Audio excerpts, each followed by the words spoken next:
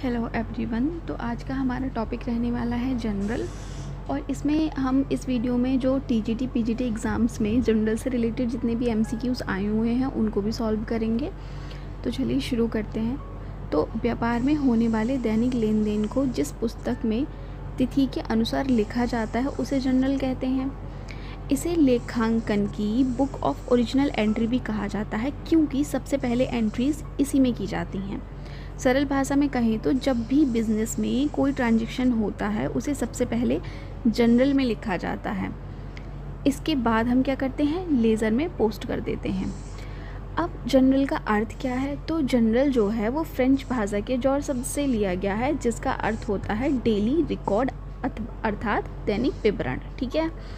अब इसकी विशेषताएं क्या क्या हैं, तो ओरिजिनल एंट्री बुक, सबसे पहले एंट्रीज जनरल में की जाती है। क्रोनोलॉजिकल ऑर्डर में, मतलब ट्रांजैक्शन को हम डेट के अनुसार लिखते हैं। ड्यूअल एस्पेक्ट, हर एंट्री में डेबिट और क्रेडिट दोनों होते हैं। कंप्लीट एक्सप्लेनेशन होता है, हर ट्रांजैक्शन का छोटा विवरण दिया जाता है, जिसे नरेशन कहते हैं। अब मैंने इसका फॉर्मेट और लगा दिया है, एक बार इसको आप देख लीजिए। देखिए, सबसे पहले क्या होता है, डेट होती है, उसके बाद particulars, laser folio, amount, debit amount और क्रेडिट अमाउंट, ये हमारा नरेशन यहाँ लिखा जाता है। ठीक है। तो ये इसका फॉर्मेट हो गया। अब हम थोड़ा सा इसको उदाहरण के माध्यम से समझ लेते हैं। देखिए, पहला एग्जाम्पल है कि नगद से फर्नीचर खरीदा 10,000 रुपये में, तो एंट्री क्या बनेगी, furniture account debit to cash account. और नरेशन क्या हो गया हमारा, being furniture purchase for cash, हमने कैश में ख़रीदा है। दूसरा एग्जाम्पल है, राम से उधार माल खरीदा, क्या खरीदा, उधार माल खरीदा, तो यहाँ purchase account debit to Ram हो जाएगा, 5,000 से डेबिट हो जाएंगे, 5,000 क्रेडिट हो जाएंगे। नरेशन क्या बनेगा, being goods purchase from Ram on credit. Third example है कि वेतन दिया, 2,000 हमने वेतन दिया। ठीक है। तो हमने समझाया था कल वाली वीडियो में कि जो जितने भी लॉसेज हैं, हमारे एक्सपेंडिचर हैं, वो ऑलवेज डेबिट होते हैं। ठीक है। तो इसमें वही वाला रूल अप्लाई हो जाएगा, salary account debit to cash account, being salary paid, narration हो गया। अब हम इसके ऑब्जेक्ट्स को देख लेते हैं कि क्या क्या है।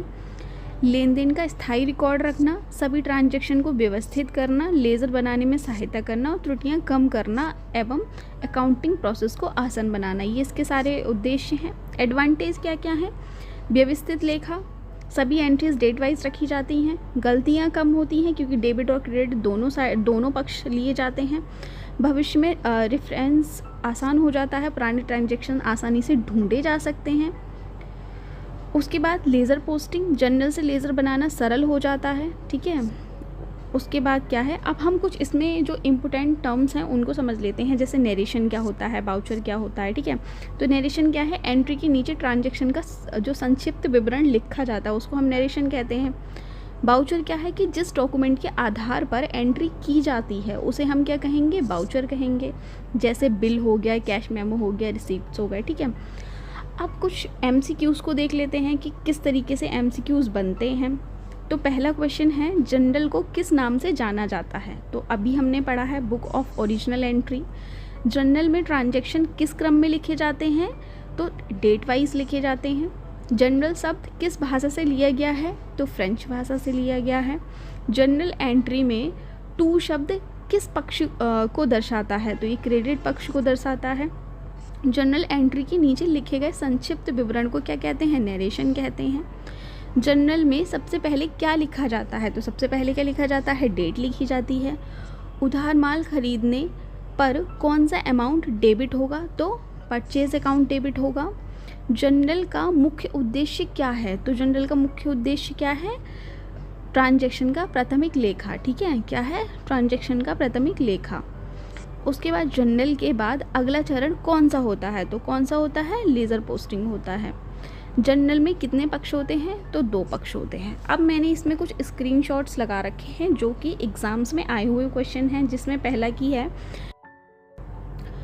In journal transactions are recorded on, तो ये हो जाता है हमारा क्रोनोलॉजिकल बेसिस पे, जैसे कि अभी हमने कुछ देर पहले पढ़ा था। क्वेश्चन नंबर 2 है कि transfer of debit and credit items for journal to ledger is called, तो जब हम जनरल से लेज़र में हम जब ट्रांसफ़र करेंगे तो उस चीज़ को हम क्या बोलते हैं, पोस्टिंग कहते हैं। उसके बाद थर्ड क्वेश्चन है कि जब सहायक बहियाँ रखी जाती हैं तब ग्राहकों को विशेष छूट की व्यवस्था की जाती है, तो वो कहाँ की जाएगी, जनरल में की जाएगी। उसके बाद 2 क्वेश्चन और हैं, इनके आंसर्स आप कमेंट करके बताइएगा। Thank you so much for watching this video guys, thank you so much.